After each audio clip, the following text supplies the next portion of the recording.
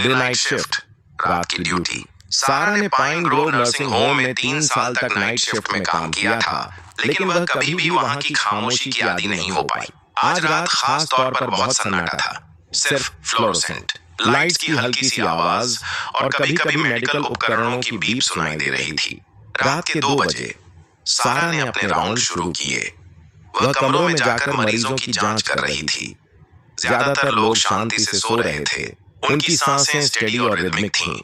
लेकिन जब वह कमरा नंबर 287 पहुंची, तो उसे कुछ अलग महसूस हुआ। 42 साल की मिसेस हेंडरसन, जो उन्नत डिमेंशिया से पीड़ित थीं और आमतौर पर शांत रहती थीं, बिस्तर पर सीधी बैठी हुई थीं और कमरे के कोने को घूर रही थीं। सारा धीरे-धीरे उनकी तरफ बढ़ी, हाथ में क्लिपबोर्ड लिए। मिसेस हेंडरसन, सब ठीक है? बूढ़ी औरत ने कोई जवाब नहीं दिया, न ही पलक झपकाई। वह बस उस अंधेरे कोने को देखती रही। उनके होंठों पर हल्की मुस्कान थी। मिसेस हेंडरसन, सारा ने फिर से पूछा और धीरे से उनके कंधे पर हाथ रखा। आखिरकार मिसेस हेंडरसन ने उसकी तरफ देखा, लेकिन उनकी आंखें कुछ अलग लग रही थीं।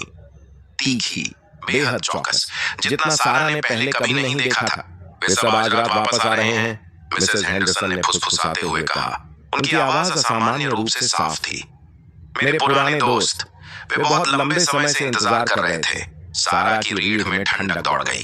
कौन से दोस्त, मिसेस हेंडरसन? जो यहाँ मरे थे और कौन? मिसेस हेंडरसन की मुस्कान और चौड़ी हो गई। देखो, वे आना शुरू कर चुके हैं। सारा ने मिसेस हेंडरसन की नजर का पीछा करते हुए कोने की तरफ देखा। एक पल के लिए उसे लगा कि उसने वहां कुछ देखा। अंधेरे में हलचल, जैसे कोई दरवाजे से गुजर रहा हो। कमरे का तापमान अचानक गिर गया। सारा की सांसें ठंडी भाप की तरह दिखने लगीं। ऊपर की फ्लोरोसेंट लाइट एक बार टिमटिमाई, फिर दूसरी बार और फिर स्थिर हो गई। मिसेस हेंडरसन ने नाम गिनवाने शुरू कर दिए। वह बेटी हैं 203 से, पिछले वसंत में गई थीं, और जॉर्ज 215 से। देखो, अब वह कितने अच्छे लग रहे हैं। और प्यारी मार्था। जैसे जैसे वह नाम लेती रहीं, सारा को उनमें से हर एक याद आने लगा।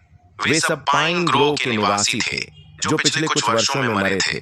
सारा के हाथ कांपने लगे जब उसे एहसास हुआ कि मिसेस हेंडरसन उन्हें मरने की सटीक क्रम में गिना रही थीं। फिर मिसेस हेंडरसन ने सारा की ओर देखा। उनकी आंखें अब पूरी तरह काली हो चुकी थीं, और वे कहते हैं कि आज रात एक और के लिए जगह है। लाइट्स बंद हो गईं। अंधेरे में सारा ने उस कोने से कई कदमों की धीमी आवाजें सुनी। मिसेस हेंडरसन की हंसी कमरे की दीवारों से गूंज रही थी। जब सुबह की शिफ्ट आई, तो उन्होंने कमरा नंबर 237 को खाली पाया। मिसेस हेंडरसन का बिस्तर और सारा का क्लिपबोर्ड वहां पड़े हुए थे।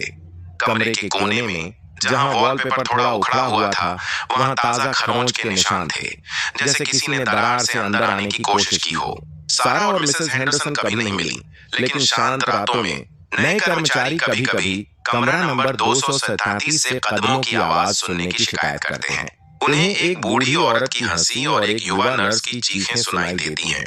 कहा जाता है कि अगर आप ध्यान से उस कोने को देखें जहां वॉलपेपर उखड़ा हुआ है, तो कभी-कभी वह हिलता हुआ दिखता है, जैसे कोई पर्दा हवा में लहरा रहा हो, भले ही वहां कोई हवा ना हो।